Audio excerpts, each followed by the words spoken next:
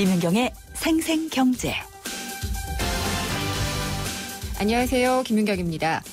얼마 전에 드디어 행복주택 공급이 시작이 됐습니다. 대학생이나 신혼부부 또 사회 초년생들에게 주변 시세보다 싼 임대료로 공급하는 공공임대주택이죠. 근데 사회 초년생 중에서도 직장인에게만 해당이 돼서 논란이 되기도 했는데 이번엔 또 신혼부부에게 배정된 물량 중 일부가 미달이 됐다는 소식입니다. 신혼부부가 외면한 이유는 뭘까요? 행복주택 얘기 다시 한번 알아보겠습니다. 인터넷 접속 중에 나도 모르게 PC에 악성 프로그램, 스파이웨어가 깔리는 경우가 있습니다. 스마트폰으로도 똑같습니다. 스파이 앱이 깔릴 수가 있는데요. 생각보다 많이 위험하다고 합니다. 어떻게 방지할 수 있는지 짚어봅니다. 김윤경의 생생경제 1부 시작합니다.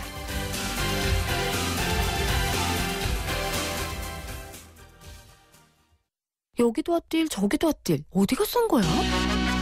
핫딜 가격 비교 쿠차 핫딜 가격 비교 쿠차 이앱 저앱 돌지 말고 핫딜 가격 비교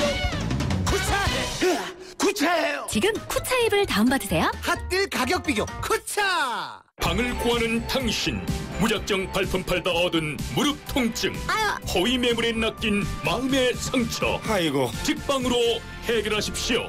직방에서 미리 보고 알짜만 찾아가자. 방구하는 절대 공식 선직방 후 방문. 직방. 발빠르게 전하는 증시 마감 시황. 따끈따끈한 오늘의 증시 소식과 함께 심층 분석 시작합니다. 오늘의 증시 분석. 김윤경의 생생경제 베러앤디퍼런트 르노삼성자동차 제공으로 1부 시작하겠습니다. 오늘 증시부터 알아보겠습니다. 신한금융투자의 곽상준 부지점장입니다. 안녕하십니까? 안녕하십니까. 곽상준입니다. 네, 오늘 시장은 어땠나요? 네, 오늘 시장도 엇갈리는 모습 보여주었습니다. 계속적으로 이런 흐름들을 나타내는데요. 한국 경제의 한 단면을 보는 듯한 날이었습니다. 오늘 거래소는 소폭 하락을 했고 코스닥은 상승을 했는데요. 특별히 거래소에서 대형 기업들이 주가가 하락하면서 지수 하락으로 연결되었습니다. 일단 먼저 마감 지수를 보면은요. 거래소 종합주가지수는 전일 대비 2.29포인트 0.11% 하락한 2059.23포인트를 기록했고 코스닥 지수는 7.66포인트 1.02%로 상대적으로 높은 상승세 보여주면서 757.12포인트를 기록했습니다. 오늘 거래소가 이렇게 빠진데 가장 큰 역할을 한 두 회사가 있습니다. 바로 삼성전자와 하이닉스, 바로 이 두 회사인데요. 좀 이게 이제 산업적으로 봐도 걱정이 되는 부분이 있습니다. 오늘 왜 이 반도체 두 기업이 빠졌느냐? 오늘 뭐 삼성전자는 핸드폰 때문에 빠진 것이 아니고 반도체 때문에 빠진 것인데요.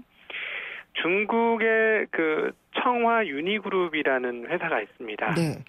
이 회사가 미국의 이제 유명한 반도체 기업이죠. 마이크론에 주당 21달러, 총 230억 달러를 제시하면서 인수 제한을 했다는 보도가 월스트리트 저널에 있었습니다.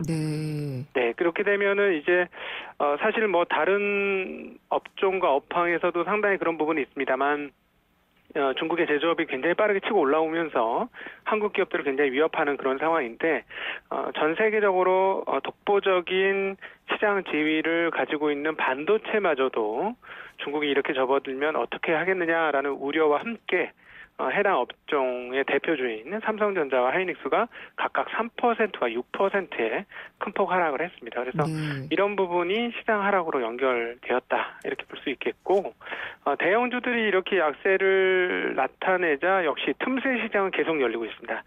시장에 돈은 많고 저금리 상황들이 주식시장에 계속 돈을 끄는 그런 역할을 하고 있는 흐름들이 여전히 계속되고 있는데요.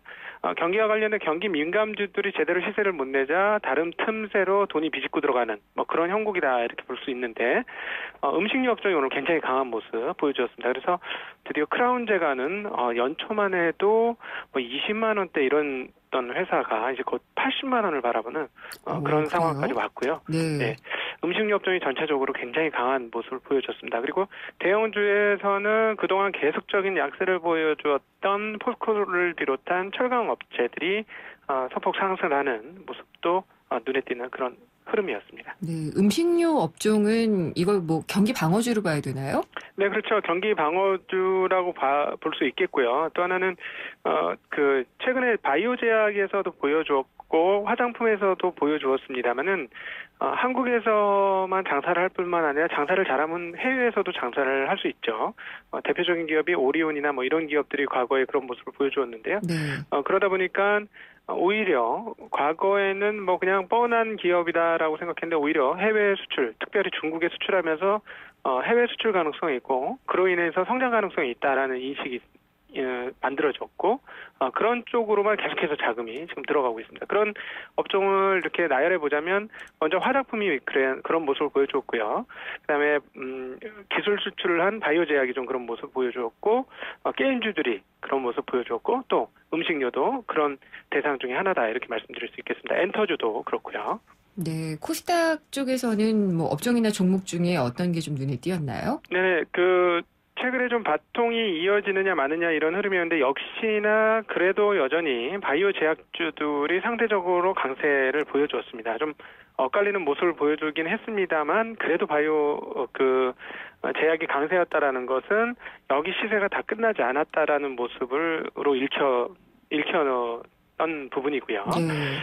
또 하나 며칠간 강세를 보여주었던 게임주들은 오늘 숨고르게 하는 국면으로 넘어갔고 반면에 엔터테인먼트죠. YG 엔터테인먼트가 무려 8% 그리고 로엔이 7%씩 급등을 하면서 엔터테인먼트 업종은 상당히 좋은 모습을 보이는 그런 흐름도 확인할 수 있었습니다. 네, 잘 들었습니다. 감사합니다. 네, 감사합니다. 신한금융투자의 곽상준 부지점장이었습니다. 오늘 하루 당신이 꼭 알아야 할 경제 뉴스는 중요한 경제 뉴스를 콕콕 집어드립니다. 네, 오늘의 경제 뉴스 정리해 보겠습니다. VIP 머니투데이의 배성민 기자입니다. 안녕하십니까? 예, 안녕하십니까. 배성민입니다. 국민연금 오늘 삼성물산과 제일모직 합병건을 두고 의결권 행사 전문위원회인가요? 이게 열려서 아마 논의를 했던 것 같은데 끝났나요? 아직도 계속되고 있나요? 예. 일단은 끝났습니다. 근데 그쪽 지난번에 국민연금 관련해서 국민연금이 일단 삼성물산하고 제일모직 합병에 대해서 찬성하는 입장이다 이런 소식으로 다 알고 계실 텐데 이게 좀 예상 밖의 위원회가 열린 겁니다. 오늘 회의를 연 곳이 이제 의결권 행사 전문위원회인데요. 이것이 이제 전문위원회라는 말이 들어가는 것처럼 이제 전문적인 전문가 집단들이 모여 있는 그런 곳으로 보시면 되는데 이것이 열렸다는 것 자체가 상당히 이례적인 일이라고 합니다. 이미 투자위원회, 이게 내부 조직이라고 할 수 있는 투자위원회가 의사결정을 한 사안에 대해서 전문위원회가 별도로 개최돼서 심의하는 것이 이번 처음이라고 하는데 일단은 방금 말씀드렸던 것처럼 국민연금 자체에서는 투자위원회에서 합병을 찬성한다는 건 입장을 밝혔었는데 이게 이제 이 비공개가 원칙인데 이게 공개가 됐다는 것이 물론 이제 뭐 대외적으로 천명한 것은 아니지만 이런 것들에 대해서 문제의식이 좀 있었고요.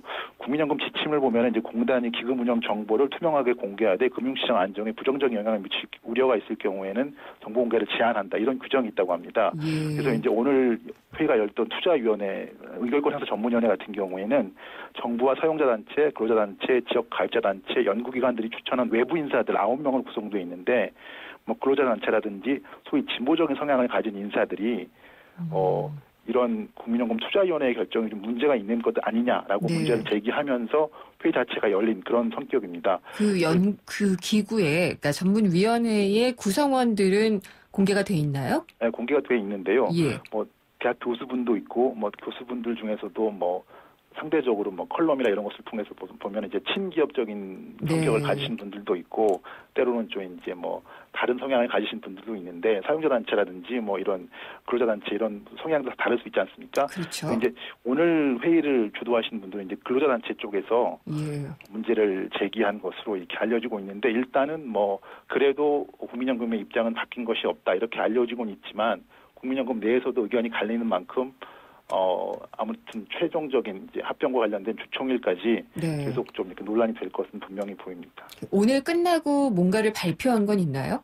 그렇지는 않습니다. 이제 이 국민연금이 기존의 찬성 입장으로 밝혀진 것도 그게 대외적으로 찬성이라는 것을 스스로 알린 것은 아니고 뭐 기자들이 뭐 취재 과정이라든지 뭐 참석했던 공식적인 입장이 아니고 위원분들의 개인적인 사견을 따서라든지 맞겠죠라고 물으면 뭐 부정을 하지 않으면 보통 긍정이 표시지 않습니까? 그래서 그런 것을 추정된 의견인데 아마 오늘 결과에 대해서도 그렇게 명시적으로 국민연금은 찬성이다 이렇게까지 나오지는 않을 것 같습니다. SK하고 SK CNC 합병에 대해서 의견을 냈던 곳은 어디였죠? 국민연금 내에? 그곳은 이제 국민기금융본부 이제 의결권 행사 전문위원회였습니다. 네. 근데 여기서는 이제 그걸 우리가 맡았었는데 이번에는 우리한테 맡기지 않은 것도 좀 이상하고 그렇군요. 그런 것들에 대해서도 조금 뭐 문제 제기를 할 수 있는 거죠. 예. 그런 또 감정이 있을 수가 있겠네요. 예. 근데 엘리엇 매니지먼트의 언론 플레이나 이런 것도 정말 좀 심상치가 않은 것이 그 엘리엇의 회장이 붉은 악마 였다고 사진을 공개하기도 하고요. 또 일부 신문과의 인터뷰를 통해서 뭐 먹튀 아니다 이런 표현도 하고 그렇더라고요. 예, 그렇죠. 엘리엇 같은 경우에는 아무래도 국민연금이 찬성 쪽 입장인 것으로 비춰지면서 상대적으로 수세에 몰려오고 있는 것처럼 보이는데요. 이런 때 필요한 것이 또 여론전이니까 그렇죠. 이런 것을 통해서 이제 언론기관을 통해서 알리는 것이죠. 이제 아시아 태평양 지역 엘리엇의 이제 총괄 투자 책임자란 제임스 스미스 대표라는 사람이 있는데 그 사람이 이제 한겨레 신문과 인터뷰를 했습니다. 그래서 이제 소위 주가 차익 등 이익만 챙길 것이라는 일부 먹튀 주장이 사실이 아니다, 오해다 이렇게 주장을 펼친 건데요. 뭐 엘리엇 같은 경우에는 이미 한국에 투자한 시점이 20년이 지났고 삼성물산 지분 7%를 갖고 있지만 이것이 소위 말하는 먹튀 뭐 이런 걸 할 정도로 작은 지분이 아니다. 이게 뭐 몇 천억 몇 조 되는 돈인데 이걸 가지고 우리가 그렇게 장난하지는 않을 것이다. 이렇게 주장을 하는 겁니다. 그래서 이제 또 이 폴 싱어 회장이 엘리엇의 회장인데 이 폴 싱어 회장의 한국과의 인연을 또 이례적으로 또 강조하기도 했습니다. 그래서 이제 2002년 월드컵 많은 분들이 기억하시는데 그때 이제 엘리엇 싱어 회장이 이제 그 붉은 악마 복장을 한 채로 한국하고 독일전이 열렸었는데 그때 4강전이었는데 이때 한국을 응원을 했었다.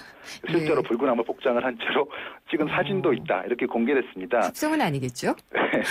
예, 그렇겠죠. 예, 뭐 삼성권이 무산되더라도 엘리엇 입장에서 이제 한국의 시장에서 계속 투자를 해야 되는데 너무 부정적인 여론이 형성될 경우에 향후에 자기들 투자에 뭐 이런 여러 가지 부정적 영향이 미치지 않겠느냐 이런 부분이 있습니다. 그리고 또 헤지펀드 같은 경우에는 이런 식으로 좀 여러 가지 다양한 여론전을 펼치는 경우가 있는데요. 예전에 이제 한 거의 10년 전 된 일인데 KTNG 그 담배를 만드는 그곳이죠. 거기를 공격했던 그 헤지펀드도 있었습니다. 칼 아이칸. 예, 칼 아이칸 연합이라고 불렸던 곳인데 이곳은 이제 KTNG 경영진에게 미식축구 헬멧을 선물한 적이 있습니다. 이건 뭐예요?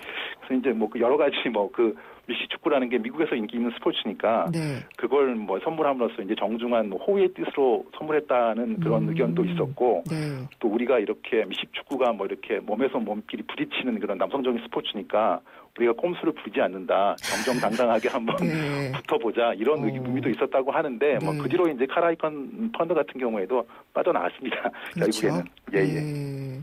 그러니까 그 빠져나가는 모습이 뭐 급하게 빠져나가느냐 아니냐 뭐 이런 걸로 사실 판단하기도 어렵고 먹튀라는 것을. 예, 그렇죠. 본인들이 차익을 당연히 노리니까 들어오긴 들어왔을 텐데. 차익 실현하는 것 자체에 대해서 뭐 비난할 수는 없는데요. 너무 이제 그런 것들 때문에 이제 주가가 뭐 급등락한다거나 그런 식으로 시장을 혼탁하게 만드는 것 그리고 어떻게 보면은 이런 곳들은 뭐 차익을 남긴다고 해서 국내에 뭐 재투자하거나 그럴 일은 없지 않습니까? 다 돈이 외국으로 빠져나가는 건데 그런 것에 대해서 어떻게 이제 의견을 가질 것이냐 이런 것을 가지고 뭐 여러 가지 문제가 발생하기도 하고 의견도 갈리기도 하고 그러는 것 같습니다. 역시 대기업 얘긴데 땅콩 회항의 주인공이죠. 조현아 전 대한항공 부사장. 새로운 소식이 있네요. 예, 조현아 전 대한항공 부사장이 이제 14일 미국 뉴욕 법원에 뭐 이 성함을 밝혀도 되는지 모르겠지만 대한항공 여승무원 분이 계신데 이분이 이제 땅콩 회항과 관련해서 이제 제기한 민사소송 미국 쪽에 제기한 민사소송이 있었습니다. 이것을 각하해달라는 내용의 서면을 제출한 건데요. 당시 이제 뭐 땅콩 회항의 뭐 원인이 됐던 마카다미아 서비스를 담당했던 여직원이었는데 여승무원이었는데 뭐 이제 조현아 부서장 때문에 여러 가지 그 이 충격을 먹어가지고 그 이 경력과 평판에 피해를 입었다 이런 것들 때문에 뉴욕 법원에 소송을 낸 건데 이것에 대해서 조 전 부사장 쪽은 서면을 통해서 이제 사건 당사자와 증인이 모두 한국인이고 뭐 수사나 조사 같은 게 모두 한국에서 이루어졌고 관련 자료 또한 한국어로 작성돼 있는데 그리고 또 이제 민법이라든지 민법이라든지 노동법 같은 경우로 한국 법원에서 이제 김 씨가 배상받을 수 있는 그런 경우가 있는데 이제 재판도 한국에서 하는 게 타당하다 이렇게 주장을 했다고 합니다. 일단 뭐 이제 그런 재판이 열리면 이제 수사 재판 기록이 7-8천 쪽이나 이를 정도로 이제 많고 영어로 번역해야 되는 것들도 있는데 아무튼 이런 이 소송에 대해서 좀 기피하려는 움직임을 보이는 것은 미국 소송은 좀 우리나라는 경우가 달라가지고 천문학적인 배상금이 지급될 수도 있고 또 그 미국에도 뭐 이렇게 필요하면 나가야 되는 경우도 있을 텐데 이런 경우에 이제 언론에 노출될 수도 있으니까 이런 것을 좀 기피하려는 그런 것 아닌가 이렇게 보입니다. 그렇군요. 홈쇼핑 채널이 꽤 많은 걸로 알고 있는데 또 하나 생겼더라고요. 네, 맞습니다. 오늘 이제 14일, 그러니까 오늘이죠. 이게 오전 10시에 개국을 했는데 농수축산물과 중소기업 제품을 전문적으로 판매하는 공영 홈쇼핑입니다. 이제 국내 농축산물 소비 촉진을 하고 농촌 경제에 활력을 불어넣는 차원이다 이렇게 하면서 이제 관련 부처가 이제 만든 것인데 뭐 FTA의 어려움 같은 것을 좀 극복해 보자. 그리고 농산물 유통구조 개선 이런 것도 직거래 얘기가 많이 나오는데 이런 것들을 좀 한번 해보자 이런 차원에서 기존 홈쇼핑 업체들의 반발을 무릅쓰고 이제 개국을 한 겁니다. 일단은 이제 기존 홈쇼핑 채널을 다루는 국산 농축수산물 비중이 10%에도 미치지 못하는데 이 홈쇼핑 같은 경우에는 중소기업 상품과 농축수산물 상품만 판매하고 방송 비중도 50대 50으로 고정 편성한다고 이렇게 밝히고 있습니다. 근데 이건 이제 일단 박근혜 대통령이 이날 개국식에 참석을 했는데 이름은 이제 아임쇼핑입니다. 이제 작년 8월에 열린 6차 무역투자진흥회의에서 중소기업과 농수산물 전용 TV 홈쇼핑을 신설하기로 한 그런 것에 따른 그런 것인데 방금 말씀하신 대로 홈쇼핑 채널 좀 많고 또 민간회사일 경우에 좀 뭐랄까 이 적극적인 판촉 의지라든지 이런 것도 좀 덜해서 조금 자리를 잡기가 어려웠었다 이런 것들을 좀 새겨볼 필요가 있을 것 같습니다. 좋은 성격의 홈쇼핑인 건 같은데요. 아무래도 많은 고객들이 또 따라야 되겠죠. 네, 잘 들었습니다. 감사합니다. 네, 감사합니다. VIP 머니투데이의 배성민 기자였습니다. 핫한 여름 식혀주는 쉐보레 썸머 페스티벌 크루즈 말리부 올란도 캡티바의 디젤 차량 구매 시 최대 280만 원 할인 또는 스파크 크루즈 말리부 올란도 캡티바 알페온 구매 시 최대 3년 무이자 할부 쉐보레와 함께라면 당신의 여름은 더욱 쿨해진다. 7월 한 달간 전시장 및 홈페이지 참조. Chevrolet, find new roads. 여러분, KT 금호 렌터카가 롯데 렌터카로 바뀌었습니다. 그러니까 개명했네요. 별명은 그대로입니다. 오, 별명이 뭔데요? 대한민국 넘버원 렌터카. 오, 그렇군요. 대한민국 넘버원 렌터카, 이제 롯데 렌터카입니다. KT 금호 렌터카의 새 이름 롯데 렌터카.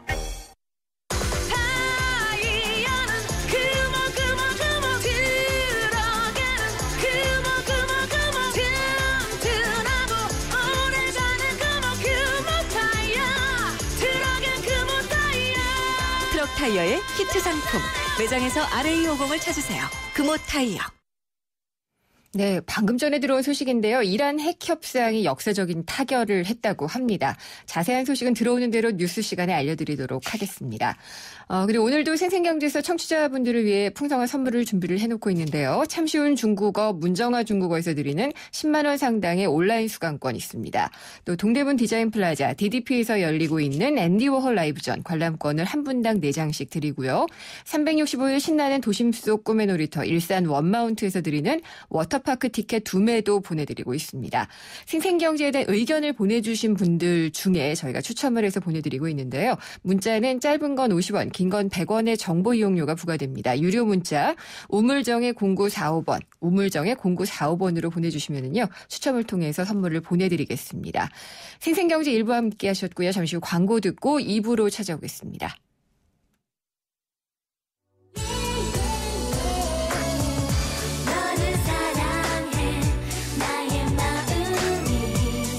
안녕하세요. 라이라이리 엄마 SS의 슈입니다. 팬들과 함께하는 음악의 무대에 못지않게 일상이 가득한 인생의 무대에서도 열정과 진심이 가장 중요한 것 같아요.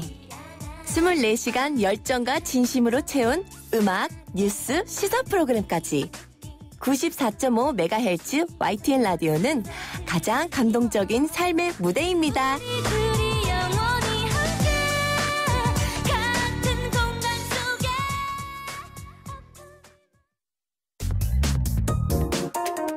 우리 경제의 민낯을 한꺼풀 벗겨보는 경제 뉴스. 경제를 위한 새로운 시각. 김윤경의 생생경제.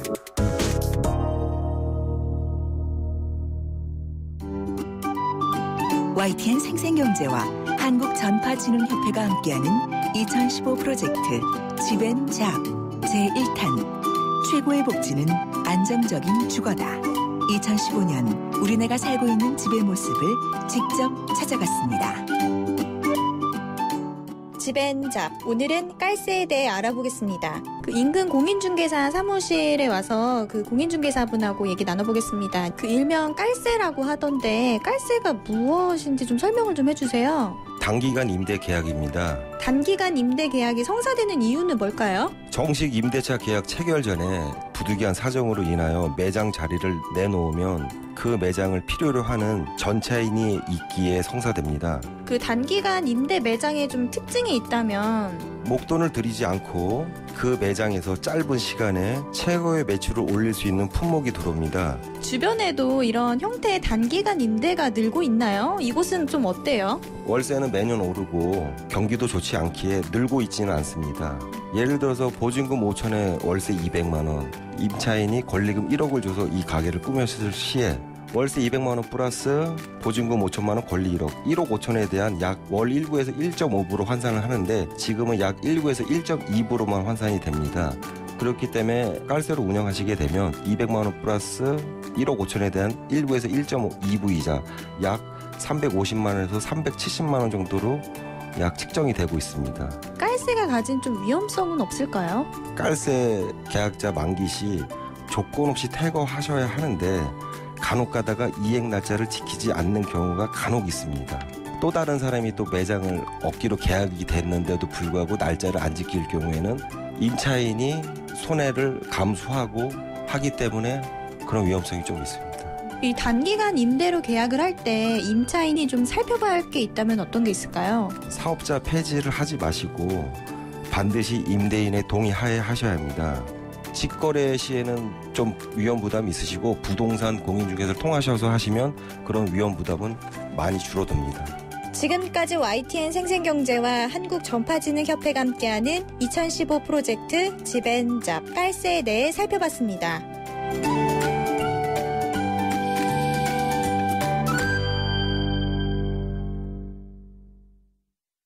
자연이 선물한 갈색 솔잎에 옛 어머니의 지혜가 더해지면 들리세요? 잠든 생기를 깨우는 갈색 솔잎의 놀라운 능력. 매일 생기로워져요. 첫 피부처럼. 한율 윤려원액. 한국 타이어가 전하는 여름 소식. 다음 중 불쾌지수가 가장 높은 건? 땡볕더위, 짜증나는 모기, 휴갓길 차고장. 올여름 T스테이션에 오시면 타이어, 배터리, 엔진오일, 냉각수 등 10가지나 꼼꼼하게 체크해드려요. 이런 게 바로 스마트케어. T스테이션. 여러분, KT 금호 렌터카가 롯데 렌터카로 바뀌었습니다. 그러니까 개명했네요. 별명은 그대로입니다. 오, 별명이 뭔데요? 대한민국 넘버원 렌터카. 오, 그렇군요. 대한민국 넘버원 렌터카, 이제 롯데 렌터카입니다. KT 금호 렌터카의 새 이름, 롯데 렌터카. 여기도 핫딜 저기도 핫딜 어디가 싼 거야? 핫딜 가격 비교 쿠차 핫딜 가격 비교 쿠차 EM 저에 돌지 말고 핫딜 가격 비교 쿠차해요. 지금 쿠차 앱을 다운받으세요. 핫딜 가격 비교 쿠차. 살맛 나는 경제, 내 삶인 경제. 바로 김은경의 생생경제입니다. 네, 오늘 생생 인터뷰는요. 첫 입주자 모집을 한 행복주택 결과를 알아보도록 하겠습니다. 김은경의 생생경제 2부 함께하고 계십니다. 좀 더 낮은 가격에 임대료가 너무 비싸니까요. 시세보다는 조금 낮은 가격에 임대에 살 수 있도록 청년이나 사회초년생 또 신혼부부에게 공급하기로 했던 게 바로 행복주택입니다. 얼마 전에 첫 입주자를 모집을 했는데요. 전체적으로 평균을 내보면은 최고 80대 1. 경쟁률이 그렇다고 합니다. 정부는 성공적이다라고 평가를 하고 있는데 내용을 들여다보면은 일부에만 좀 몰리기도 하고 또 일부 신혼부부용 물량은 미달이 되기도 했다고 합니다. 실제 입주 대상자들에게는 어떤 평가를 받았는지 그리고 향후에 공급될 행복주택은 어떻게 추진되어야 할지 한번 짚어보도록 하겠습니다. 리얼투데이의 장재현 리서치 팀장 연결합니다. 안녕하십니까? 예, 안녕하세요. 네, 오랜만에 연결하네요, 장진중님. 네, 예, 반갑습니다. 이 청년들을 위해서 하겠다, 이 사회초년생, 신혼부부를 네네. 위해서 하겠다는 행복주택의 첫 입주분 접수가 마감이 됐잖아요. 네네. 경쟁률, 제가 아까 잘못 말씀을 드렸나요? 80대 1? 10대? 예, 최고 한 80.2대 1 정도 나왔고요. 평균이 아니라 그건 최고. 예, 최고 80.2대 1이 나왔고, 평균 한 10.4대 1 정도의 기록을 했습니다. 그럼 성공적인가요?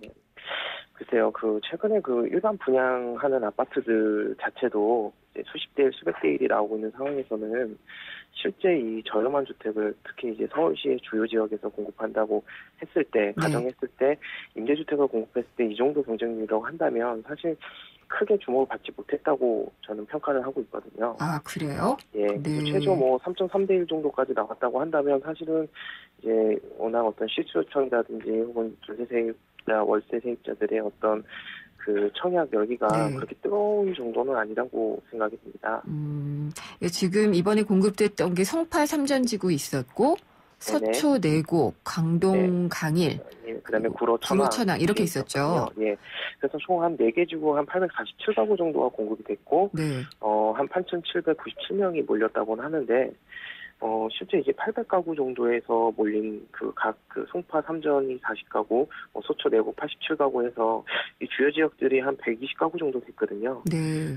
사실 그 정도만 가구 수 대비해서 인원수, 그러니까 몰려든 인원들을 대비했을 때는 좀 높다고 볼 수도 있겠지만, 실제 지금 최근에 어떤 전세값이 상승하고 월세값이 상승하고 있는 상황에서, 그다음에 임대주택이 더군다나 서울에서 부족한 상황을 고려했을 때에는 이 경쟁력이 크게 높은, 상대적으로 봤을 때 높은 경쟁은 아니라고 분석이 됩니다. 그렇죠. 그 이유를 한번 짚어봐야 될 것 같은데, 특히나 신혼부부용으로 따로 물량이 배정이 됐었잖아요. 네네네. 그게 일부에서는 미달이 됐더라고요. 네. 신혼부부 주택 같은 경우에는 지금 경쟁률이 거의 나오지 않을 정도로 미달이 됐다고 얘기가 나오는데, 그도 그럴 것이 1인당 평균 주거 면적이 보통 예전 구평형은 33제곱미터, 예전 구평형으로 얘기했을 때는 한 평 기준 정도 되지 않습니까? 근데 불구하고 이제 신혼부부 같은 경우에는 보통 집을 구하는 게 투룸이라든지 혹은 많게는 3룸, 그러니까 방이 3개거나 방이 2개인 주택들을 많이 원하는데도 불구하고 이번에 공급됐던 주택들을 보면 대부분 그냥 원룸 정도의 어떤 그런 주거 여건밖에 되지 않은 상황이거든요. 그러다 보니까 아무래도 당연히 신혼부부 입장에서는 이제 굳이 이제 그런 좀 좁은 원룸보다는 오히려 빌라라든지 어떤 단독주택 이런 어떤 일반 주택 쪽으로 들어가는 게 사실은 좀 더 주거 어떤 행복에 있어서는 더 맞기 때문에 오히려 이런 원룸주택에서는 사실은 경쟁률이 많이 안 나왔다고 보였습니다. 원래 투룸형으로 공급하겠다 이런 말도 하지 않았었나요? 실제 이제 지금 공급되는 주택들을 보면 위치 입장에서는 굉장히 좋습니다. 송파 삼전이나 서초, 강동 같은 경우에는 워낙 업무지구가 가까이 있기 때문에 입지 여건은 굉장히 좋았는데 이번에 공급되는 것들을 보면 실제 발표했던 것보다는 달리 원룸이 많이 공급이 됐고 사실 정부가 초기에 행복주택을 공급하겠다라는 어떤 20만, 30만 가구는 사실은 이제 어부성설이 돼버린 이야기거든요. 그런 상황에서 지금 총 공급액이 지금 4개 중 847가구에서 사람들이 이렇게 많이 몰렸다, 성공적이라고 얘기할 수 있는 건지도 의문인 것도 있고요. 또 아무리 신혼부부가 아무래도 좀 저소득층을 위한 어떤 주택이라 하더라도 사실 원룸형으로 신혼부부가 살기엔 좀 어렵기 때문에 좀 현실 감각이 좀 떨어진 공급이 아니었냐 이렇게 좀 평가를 하고 있습니다. 그렇죠. 곧 아이가 또 생길 수도 있고 그러니까 투룸 정도는 되는 게 현실적인데 그렇게 그럼 정부만 몰랐던 걸까요? 그런 현실을? 글쎄요. 이제 현실적인 문제가 정부가 이 상황을 모르다기보다는 실제 지금 아파트를 특히 이제 임대주택을 공급할 수 있는 어떤 땅이라든지 혹은 사업지를 지금 확보를 못한 상황에서 지금 일단 정책만 먼저 이야기를 한 상황이기 때문에 실제 이제 공급이 좀 어렵지 않을까. 공급이 실제 정부가 처음에 예견했던 어떤 계획이라든지 물량의 공급이 좀 어렵지 않겠냐 이런 얘기들이 많이 있었거든요. 그럼에도 불구하고 이제 공급을 하겠다 얘기했지만 실제 지금 공급된 걸 보면 결국 예상했던 결과들이 맞아 떨어지지 않았냐 이렇게 생각이 됩니다. 최고로 경쟁률이 높았던 곳은 80대 1이라고 하잖아요. 네네. 그렇게 몰렸던 인기 지역은 어딘가요? 실제 이제 아무래도 강남권 지역들이 가장 인기가 많았고요. 네. 아무래도 이제 강남권 지역 같은 경우에는 이제 접근성이라든지 혹은 이제 뭐 20제곱미터라도 하더라도 사회 초년생 같은 경우, 그러니까 1인 가구 같은 경우에는 사실은 어느 정도 살만한 그 살만한 주택이기 때문에 아무래도 좀 경쟁률이 좀 많이 몰렸던 것 같습니다. 네, 이번에 뭐 위치, 시설, 구조, 임대료 다 공개가 됐는데요. 네네. 임대료 부분이 좀 많이 궁금한 게 이게 사실 논란이 있었잖아요. 시세보다 많이 싸지도 않다. 뭐 이런 얘기는 있었는데 전체적으로 어땠나요? 이게 이제 비교를 봐야 되는 건데요. 네. 이제 행복주택 임대료는 SH공사나 이제 서시가 공급하는 뭐 청년협동조합형 임대주택에 비해서 최소한 30% 많게는 이제 2배 이상 좀 비싼 것으로 나타났습니다. 대학생 기준 행복주택 표준 임대료는 강동 강의지구 전용 29제곱미터의 경우 이제 보증금 한 4,200만 원 정도에 월세가 약 21만 7천 원 정도, 그러니까 한 22만 원 돈 정도가 됐는데요.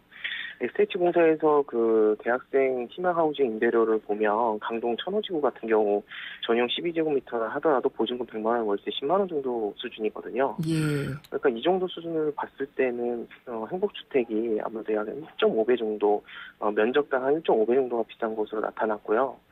그런 것들을 봤을 때는 물론 주변 시세보다는 분명히 저렴한 건 있지만 실제 주변에 공공임대나 서시에서 공급하고 있는 임대주택에 비해서는 조금 비싼 게 아니냐 이런 평가를 받고 있거든요. 시세보다 낫다는 말은 틀리지는 않지만 현실적으로는 좀 경쟁력이 떨어질 수도 있다라는 말씀이시네요. 네네. 근데 지금 나머지들 계획을 보면은요. 네네. 이게 뭐 많이 짓겠다고는 하는데 네네.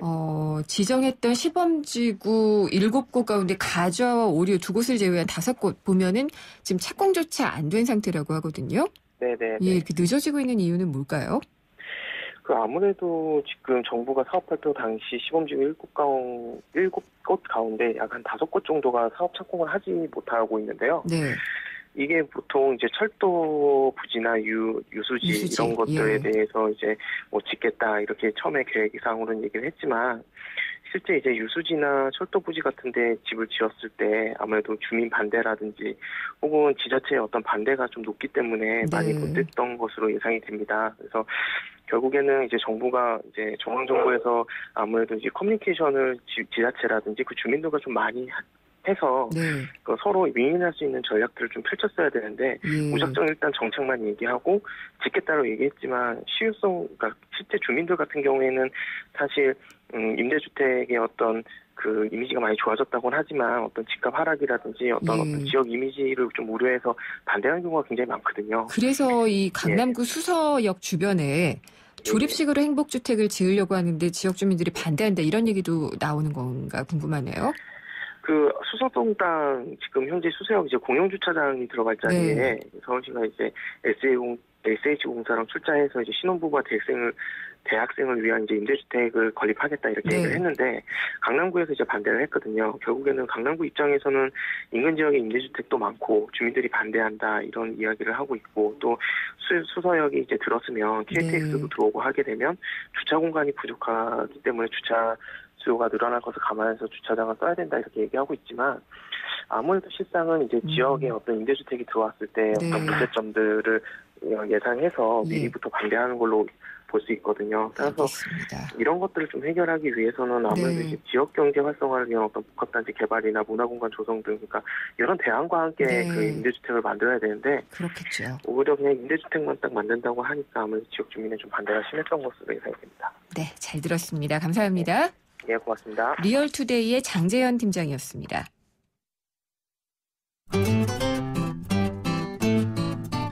생생경제를 다양하게 만나는 방법. YTN 라디오 앱 예스와 웹사이트 김윤경의 생생경제 또는 트위터 YTN_이코노미로 실시간 듣기와 다시 듣기를 하실 수 있고 방송 내용에 대한 문의와 의견을 주실 수 있습니다.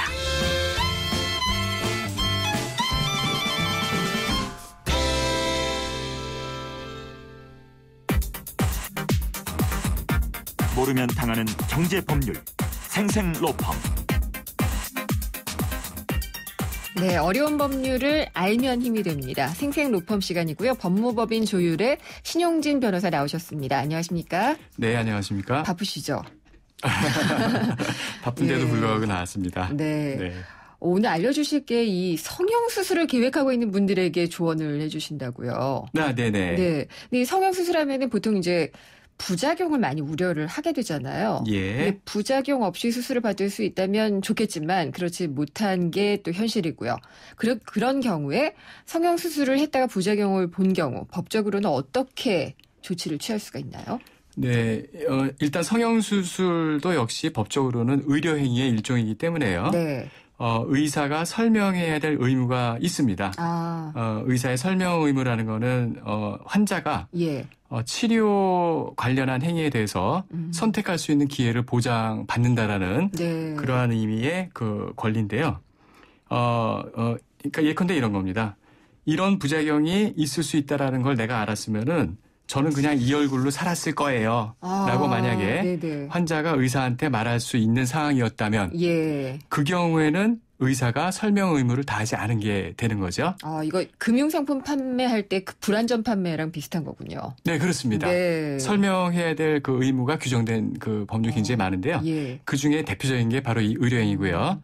그래서 이러한 경우에 이제 손해배상 청구를 할 수가 있게 되죠. 네. 근데 이게 수술에 앞서서 설명을 충분히 해야 된다. 이게 이제 성형외과 병원에 있다는 말씀인데요. 네. 근데 보면은 요즘 치과도 그렇고 피부과도 그렇고 성형외과도 거의 그 실장님들이 다 환자를 상담한다고 하거든요. 네, 그렇습니다. 그래서 의사가 아니라 만약에 이렇게 상담만 전문으로 해주는 실장이나 매니저 이런 분들이 설명을 해줬다라고 얘기를 하게 되면은 병원 측은 의무를 다한 게 되나요? 일단 원칙적으로는요. 설명 의무를 해야 되시는 분은 의료행위를 직접 그 담당하고 계시는 의사 본인이세요. 예, 하지만 뭐 꼭 의사 본인이 해야 되는 건 아니지만요. 두 가지 경우가 조금 다릅니다. 의사가 이제 직접 설명을 하는 경우에는요. 내가 통상적인 설명을 다 했다라는 점만 입증하시면 되는데요. 만약에 상담실장이 그 설명을 했다라면은 의사 본인이 했던 거하고 동등한 수준으로 설명을 잘 해줬다라는 점을 입증을 해줘야 됩니다. 네. 그러면은 그런 입증 책임을 다했다라고 보여지는데 만약에 그러면 약간 좀 그 비전문적으로 해줬다라고 하면은 의사한테 다시 책임이 돌아갈 수가 있게 되는 거겠네요. 네, 그렇습니다. 좀 충분하고도 의사 정도의 수준으로 해주셔야 되는 거죠. 이 책임이 있느냐 없느냐를 입증해내는 게 성형수술 부작용에 따른 손해배상 청구할 때 가장 중요한 건가요? 모든 소송에서 중요하고요. 의료행위 같은 경우는 사실 좀 전문가의 영역이라 할 수 있죠. 그렇죠. 그렇기 때문에 입증이 굉장히 어려운데요. 하지만 그럼에도 불구하고 입증 책임이 있는 사람이 충분한 입증을 못했을 경우에는 그 소송에서 패소를 하게 됩니다. 따라서 이제 입증 책임이라는 게 굉장히 중요하게 되죠. 네. 그러면 이거는 성형수술하고는 좀 다른 것 같은데 예전에 그 가수 신해철 씨가 위밴드 수술을 받았던 경우 있잖아요. 그것도 성형의 일종인가요? 어떻게 되는 건가요? 그거는요? 그냥 수술? 의료행위가 되나요? 예. 뭐 저도 전문가가 아니라서 정확하게 어느 과 영역인지 알 수 없지만요. 그거는 제가 알기로는 일단 외과 영역일 것 같고요. 그 외과 영역도 역시 의사가 하시는 의료행위이기 때문에 입증 책임의 문제가 굉장히 중요할 것이었습니다. 그래서 언뜻 떠올라서 한번 여쭤봤고요. 네, 맞습니다. 성형수술을 하겠다. 그래서 상담을 받는다. 그러면은 의사랑 하든 실장이랑 하든 녹취를 해야 되나요? 아니, 그러니까 입증을 나중에 해야 되니까. 네네. 요즘에는 그러니까 모든 거래 관계 아니면은 이러한 다 녹취하죠. 의료행위를 위임하고 또 수술 받으시고 하는 과정에서 환자나 심지어는 의사분이나 서로가 녹음을 하시는 경우가 많고요. 의사분들도 그것도 이제 몰래 하시는 경우가 많습니다. 그렇군요. 그래서 나중에 그 민사 재판에서 특히 그 몰래 녹음하신 자료를 녹취록으로 만들어서 증거로 제출하시는 경우가 많이 있는데요. 이러한 녹음이라는 것이 그 나중에 그 증명을 하는 데 있어서 굉장히 유용한 도구로 쓰이는 건 사실입니다. 하지만요, 의료행위에 있어서는 사실 의사만큼 일반 환자는 그러한 의료행위의 어떤 의미나 그 복잡한 전문적인 그 과정을 잘 모르죠. 그렇기 때문에 이런 경우에는 대법원에서 그 아주 착한 판결을 내렸습니다. 어떻게 해요? 그 환자가 입증하기는 어려우니까 의료행위에 관련해서는 일반적으로 그 의사가 입증 책임을 져라. 특히 설명 의무를 다했다라는 그 입증은 의사가 하는 게 좋겠다라는 그러한 판결을 내렸습니다. 그렇군요. 네. 근데요. 네, 한 가지 좀 덧붙여서 말씀드리고 싶은 거는요. 그렇기 때문에 뭐 녹음까지 할 필요는 없으시겠습니다.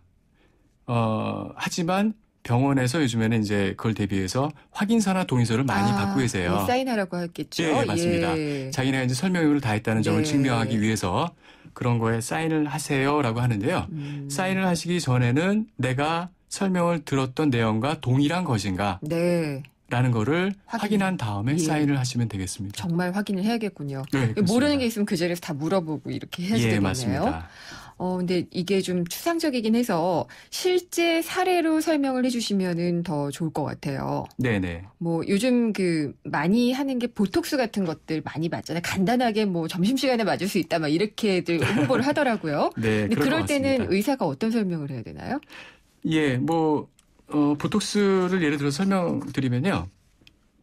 그 많이 나타나는 부작용이 굴곡이 생기거나 비대칭이 나타난다라고 합니다. 그래요? 비대칭이요? 네네네. 그거 좀 약간 그 본인의 입장에서 굉장히 심각할 수 있는 그렇죠. 그 부작용일 텐데요. 근데 그 굴곡이나 비대칭이 나타난다 하더라도 보톡스의 경우에는 시간이 지나면은 자연스럽게 원상으로 회복이 되죠. 즉 별도의 치료 행위가 필요하지 않기 때문에요. 별도의 치료를 위한 손해배상 청구는 인정하기가 어렵습니다. 아, 그래요? 예. 하지만 그 환자 입장에서는 그 기간 동안 그 자연 치유되는 기간 동안에 굉장히 괴롭죠. 정신적인 피해가 있죠. 있죠. 바깥에 나가기도 싫어지고 뭐 예를 들어서 굉장히 창피하고 괴롭잖아요. 거기에 따른 위자료 그 배상 책임은 있습니다. 위자료 청구는 받아들여 정말요. 예, 그렇습니다.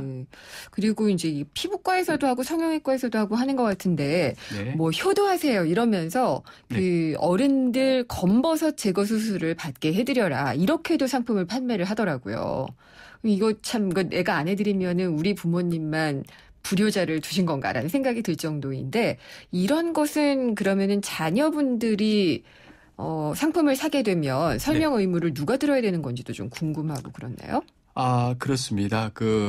일단 본인이, 환자 본인이 들으시는 게 원칙이고요. 아, 그 자녀가 돈을 내더라도 그렇습니다. 부모님이 받으시는 분이. 그렇습니다. 왜냐하면은 시술을 받으시는 분이 부모님이시잖아요. 그렇기 때문에 그 자식한테 설명을 했다 하더라도요. 실제로 그 침습을 다하는 분은 부모님이세요. 그러니까 부모님한테 반드시 의사가 설명을 해야 될 의무가 있는데요. 아까 말씀하신 이제 그 효도 성형 수술에는 뭐 대표적으로 검버섯 제거 수술 등이 있다고 하는데요. 이 경우에는 레이저 치료를 선행해서 먼저 하고요. 추가로 박피 시술을 한다고 합니다. 근데 레이저 치료는 큰 부작용이 없지만 박피 시술은 약물을 사용하기 때문에요. 그 체질에 따라서 부작용이 있을 수 있다고 하기 때문에 설명을 잘 들으셔야 되고요. 또 한 가지 약물과 관련해서 설명을 드려야 될 부분은요. 수술한 다음에 왜 약을 먹으라고 의사분들께 처방해 주십니다. 근데 그 약물이 본인의 어떤 그 기존 질환이 있는 경우에는 서로 간에 상충이 될 수 있죠. 그래서 그러한 데 대한 설명을 환자가 잘 얘기를 하고 잘 말씀을 드려야 되겠습니다.